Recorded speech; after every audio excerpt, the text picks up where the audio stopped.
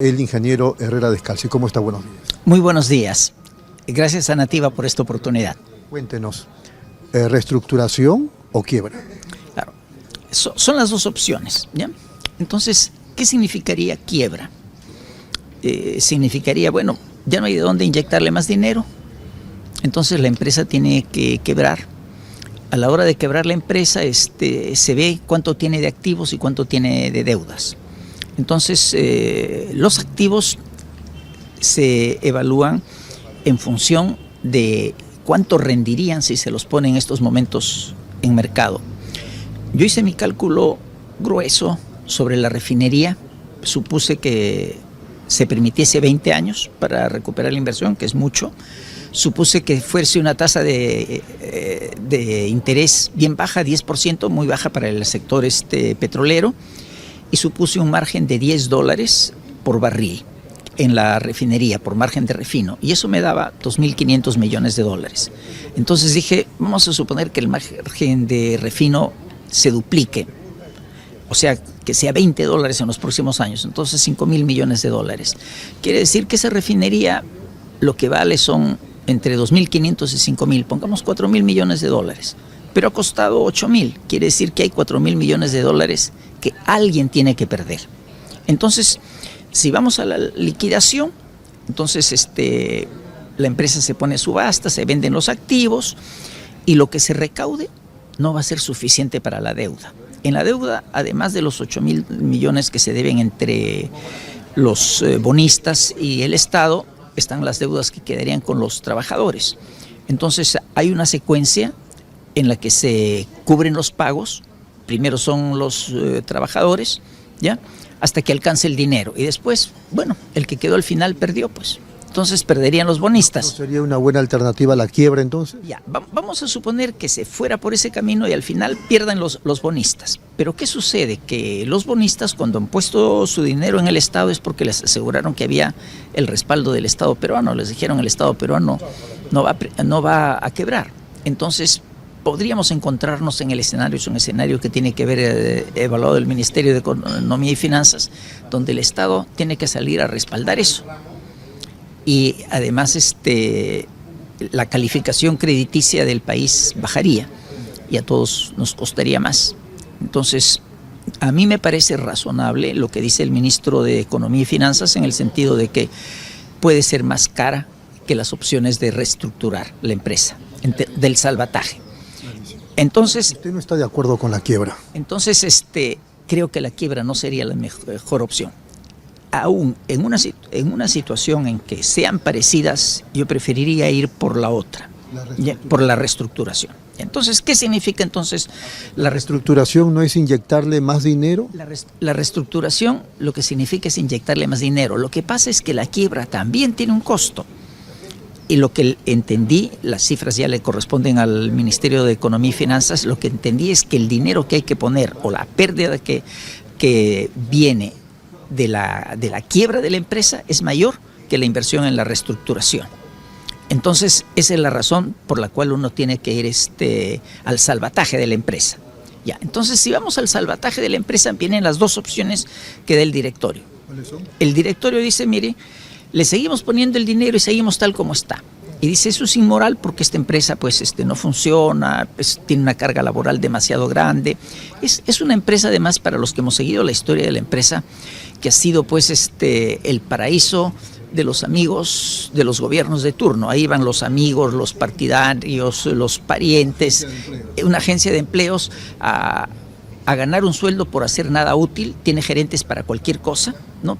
Tiene un árbol frondosísimo de gente y quizá le falta gente que sepa el trabajo real que se necesita, ¿no? Incluso podríamos podríamos pensar que requiere muchísimo menos de los 3.000 trabajadores que tiene, menos de 1.000, y seguramente le faltan algunos que sí sepan hacer bien ciertas cosas, ¿ya? ¿Cuál es la otra opción de la reestructuración? Entonces, en la reestructuración, ¿cómo se va a hacer la reestructuración? Lo que dice el directorio es, una reestructuración una cosa es dejar la cosa como está, eso es inaceptable, moralmente es inaceptable, ¿no? Y la segunda dice es hacer una reestructuración, pero ahí viene la diferencia. Para la reestructuración piensa que hay que traer una empresa de afuera que reestructure Petroperú, ¿ya? Yo esa es una situación que la veo bien difícil. ¿Por qué?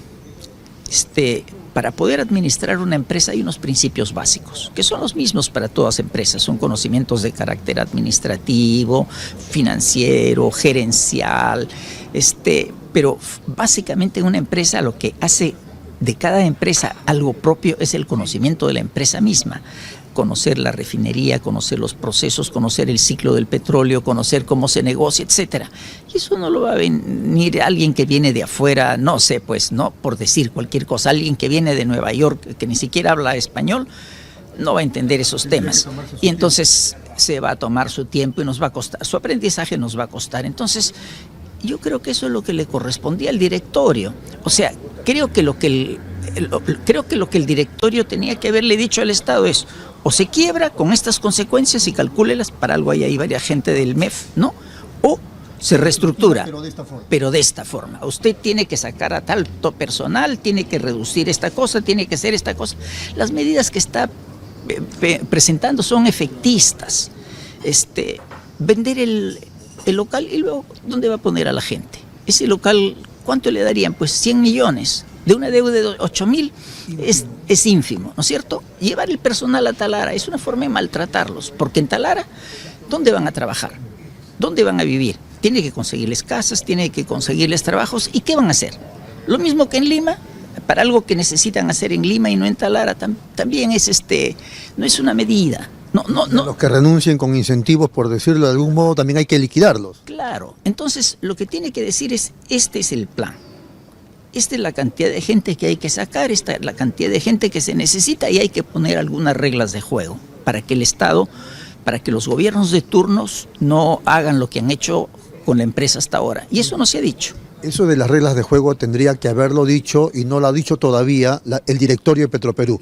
Vamos a ir un ratito a la pausa. Sí, ha dicho una cosa bien cómoda.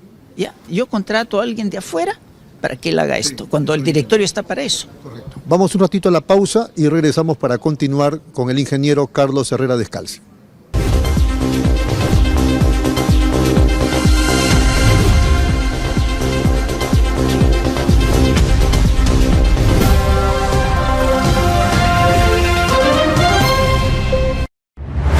Nueva app de Derrama Magisterial. Maestro y maestra, realiza tus consultas y operaciones en la palma de tu mano.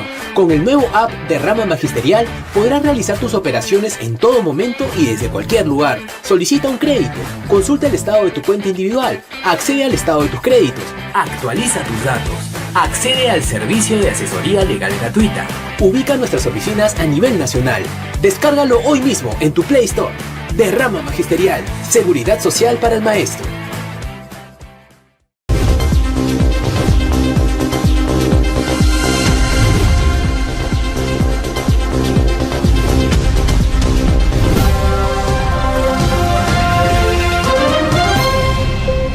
Muy bien, seguimos conversando con el ingeniero Carlos Herrera Descalzi a propósito del caso de Petroperú. Esto es Nativa Nos Conecta, estamos en Pulso Informativo.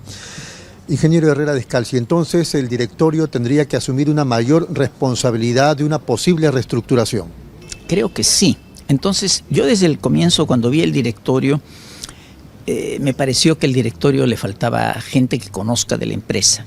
¿No le gusta a usted Oliver Stark? No es nada personal, no es nada de eso. Yo alguna vez... Yo creo que el directorio está conformado por gente de energía y minas y del propio Ministerio de Economía. Claro, pero ¿cuántos saben de petróleo?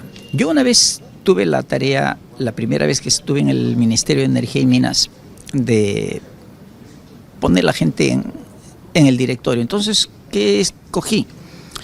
Un presidente de directorio que tenía 30 años en petróleo. Un segundo en el directorio que tenía una cantidad parecida. Un gerente general que tenía también una cantidad parecida. Y los otros miembros del directorio, un abogado bien calificado que pueda mirar todos los temas legales desde el propio directorio, cuando ya son temas que han sido tratados en administración. Todos los temas son tratados en administración cuando llegan al directorio. Y alguien que conozca de la parte económica financiera. ¿Y ahora no es así? No hay gente que conozca de petróleo. Oliver Stark. No sé, no conozco su trayectoria en en petróleo. No creo que conozca mucho sobre el tema de petróleo. ¿Los demás miembros del directorio? Son más bien gente de finanzas. Entonces, hay una figura equivocada, ¿ya? Se dice que el problema de Petroperú son dólares, no barriles. Es verdad, ¿ya? Son dólares, no son barriles, pero esos dólares llegan a través de los barriles. Entonces, para entender cómo se mueven esos dólares hay que entender cómo se mueven los barriles. Entonces, si uno no conoce las pequeñas, a veces poco perceptibles diferencias en los barriles, no las va a ver en los dólares. Entonces, tiene que haber un grupo importante de gente que conozca de barriles. ¿Qué reglas de juego, a partir de ese planteamiento que usted hace de una reestructuración, pero con una alternativa distinta a la que se plantea, no una empresa foránea, sino el propio directorio, qué reglas de juego tendrían que considerarse? O sea, yo creo que va a ser muy difícil vencer las barreras económicas. Entonces, hay un marco legal que tiene que respetarse. Por otro lado, creo que la reducción de personal, no sé, va a ir pues hasta una tercera parte o menos de esa tercera parte. Entonces hay que ver el problema social que viene de las familias. No se puede poner a la gente en la calle así de la noche a la mañana, porque los responsables de Petroperú no son los trabajadores, tampoco son los sindicatos, ¿no? Los responsables... Disculpe que lo interrumpa, usted está planteando ya cosas que se debieran hacer una vez que se ejecute, la reestructuración. O sea, primero la decisión tiene que ser la reestructuración. Entonces, la reestructuración, yo no creo que se necesite traer una empresa de afuera para que administre el tema, ¿no? Entonces, creo que se puede razonablemente hacer dentro del país, en el propio directorio, y poner... Gente capaz. Primero, gente capaz, ¿ya? Segundo, gente que blinde a la empresa del manoseo político, ¿no? Entonces, hay formas... Así como el BCR, por ejemplo, que nadie se mete... Exactamente. No, eso es lo que se podría hacer con las empresas que quiera mantener el Estado. O sea, una forma de blindarlas del manoseo político. Y hay formas de hacerlo. Por último, pues uno elige un directorio y pone gente más allá del bien y del mal, incluso de fuera del país, si es necesario, para que elijan al directorio. Y incentivos para que funcione, hay maneras de hacerlo. Eso es lo que se necesita hacer en Petroperú, porque el daño ya está hecho. Correcto. Con un directorio, digamos, de nivel, ¿qué se tendría que hacer? Esa un poco fue la pregunta. Comenzar primero por, primero hay demasiados gerentes. Yo no creo que se requieran más allá de 7, 8 gerentes. Creo. ¿Cuántos son ahora? Deben ser como 30 por lo menos, o sea, creo que 7, 8 es suficiente. Hay un montón de actividades que no sé para qué son necesarias, habría que borrar todas esas actividades, reducir la empresa a lo indispensable. Es cierto, ya que estamos hablando del tema, que estos gerentes, digamos, se agrupan en una gran cofradía, como ha denunciado Carlos Paredes. No lo creo, porque mire, lo puede haber en una administración, pero el que está arriba en la cabeza tiene las reglas él pone las reglas de juego. O sea, los gerentes los puede despedir, incluso porque son cargos de confianza, a veces los puede despedir sin expresión de causa, simplemente que se vayan afuera y se van afuera. Lo que es importante es conseguir gente capaz para esos cargos. Correcto. Usted ya dijo reducción de gerentes. ¿Qué más, ingeniero? Y reducción de gerentes, reducción de personal y replanificar la empresa en qué va a actuar. O sea, Petroperú no es la empresa estratégica en el sentido que lo fue en los años 70, en los años 80. ¿Por qué fue una empresa estratégica en los años 70 o en los años 80?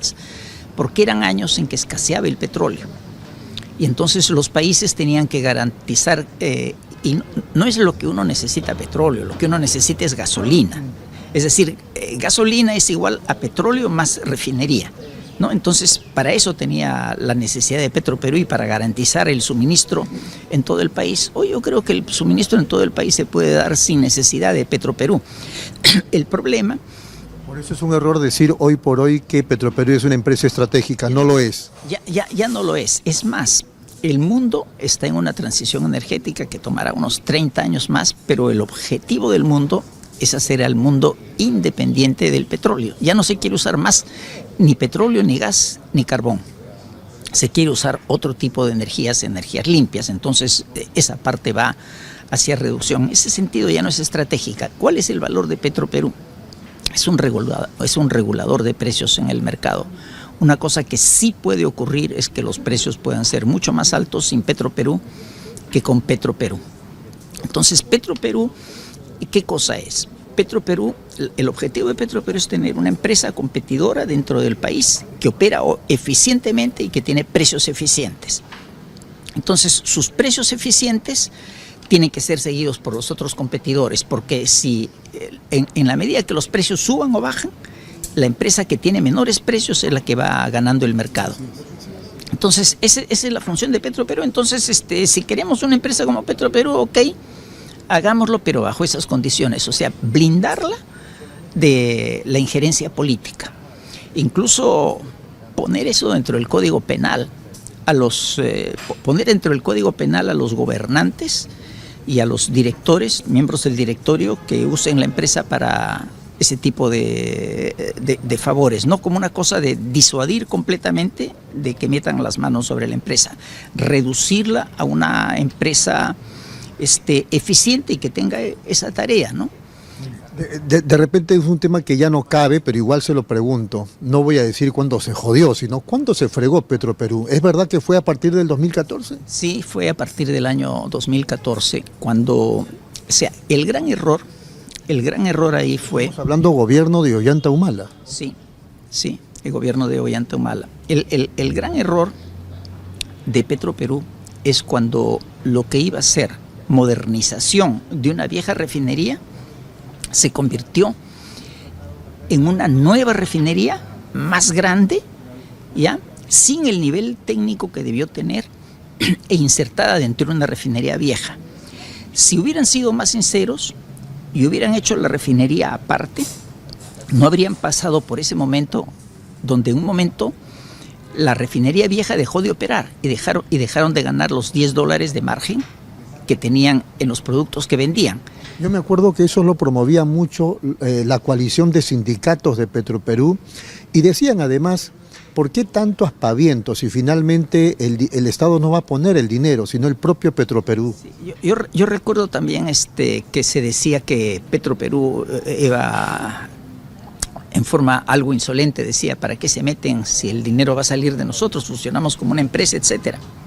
Y claro, iba con el aval del gobierno. Entonces hay una cosa que es fundamental, ¿ya? Le decía, la figura no es una persona que ha sido atropellada y que está en cuidados intensivos, donde tenemos que preocuparnos de la persona que está en cuidados intensivos. Es un cadáver que está en la morgue y que ahorita pareciera que quisiéramos inyectarle sangre. O sea, ahorita lo que hay que hacer es un estudio forense de lo que sucedió con la empresa y revisar las decisiones, porque el costo de los $8,000 millones es un costo de malas decisiones. Entonces hay malas decisiones técnicas y hay malas decisiones gerenciales y no sé si políticas. Entonces eso es necesario que se sepa. No es problema. Hay una contradicción de su parte, porque usted dice, en otras palabras, que Petroperú ya está muerto y sin embargo plantea su reestructuración. Ya. O sea, lo que estamos haciendo es revivirla artificialmente. Estamos poniendo otra cosa. ¿Por qué? Le digo, ya está muerta porque si se la deja en estos momentos, tal como está, ya no tiene cómo salir. Con $8,000 millones de deuda y un capital que es menos de la mitad de eso, un patrimonio que es menos de la mitad de eso, no puede operar. Entonces, técnicamente está quebrada. O sea, uno no puede revivir a un ser humano, pero una empresa sí la puede revivir cuando el propietario asume la deuda. Entonces, lo que estamos diciendo es que el propietario, que es el Estado peruano, va a tener que asumir la deuda. Y la tiene que asumir porque le es menos caro que dejar la quiebra. Esa es la única razón. Entonces, al revivirla, que la nueva empresa no sea la vieja. O sea, que no tenga los defectos y los vicios de la vieja. Y dice usted que sí se puede. Se puede, pero estamos hablando en realidad de una nueva Petroperú. Estamos hablando de una nueva Petroperú. Con un nuevo directorio y con nuevos planes. Y con una nueva visión, ¿no?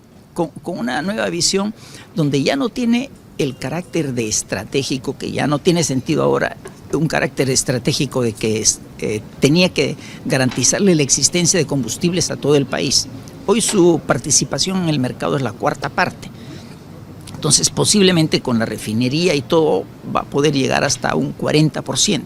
Entonces un 40% es suficiente para tener una influencia en los precios. No se trata tampoco de para recuperar los errores que ha tenido, los tenga que pagar el consumidor. Entonces, si ellos aumentan los márgenes, también los va a aumentar Repsol y también los va a aumentar la gente que importe petróleo. Entonces, hoy se trata de pensar en el consumidor peruano. Y pensando en el consumidor peruano, pensando en los márgenes, hechas las cifras, es que creo que resulta, y además el esquema internacional, es que creo que resulta más barato el rescate que el declararla en quiebra. Eso lo he explicado.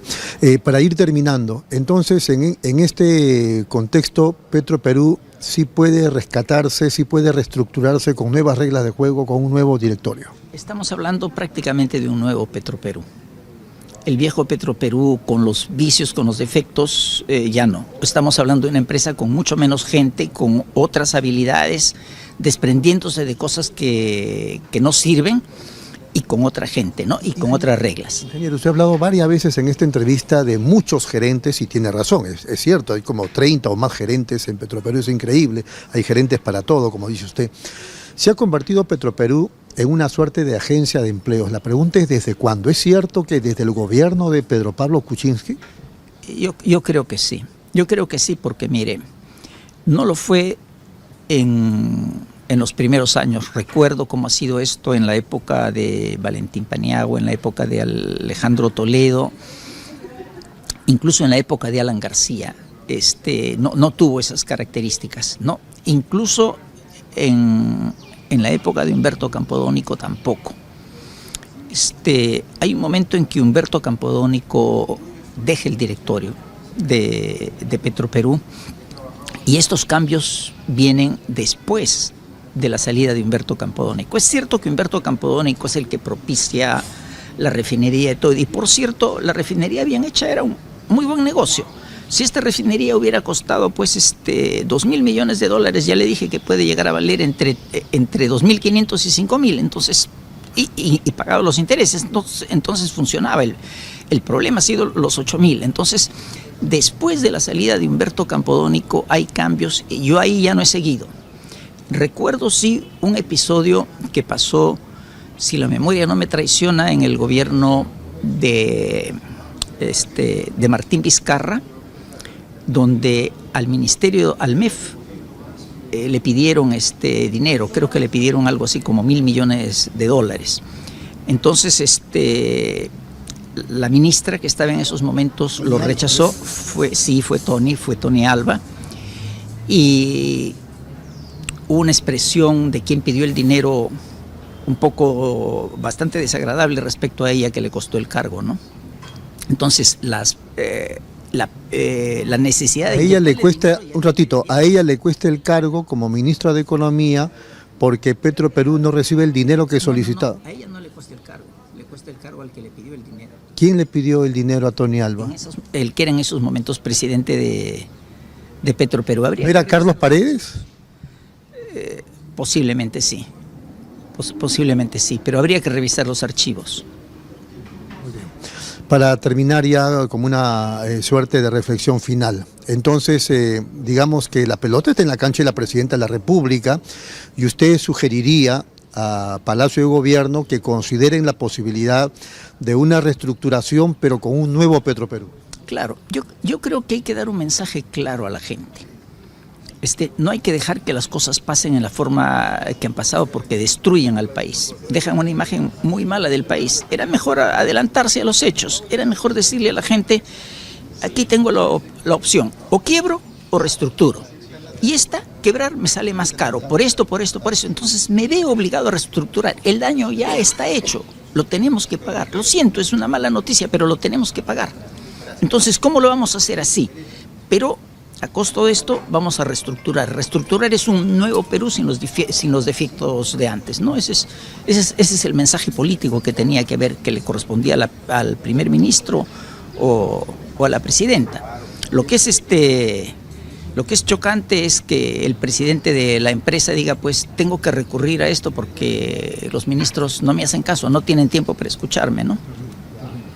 Ha sido muy amable, ingeniero. Muchas gracias. No, con mucho gusto. Ha sido el ingeniero Carlos Herrera Descalzi. Vamos a la pausa, regresamos.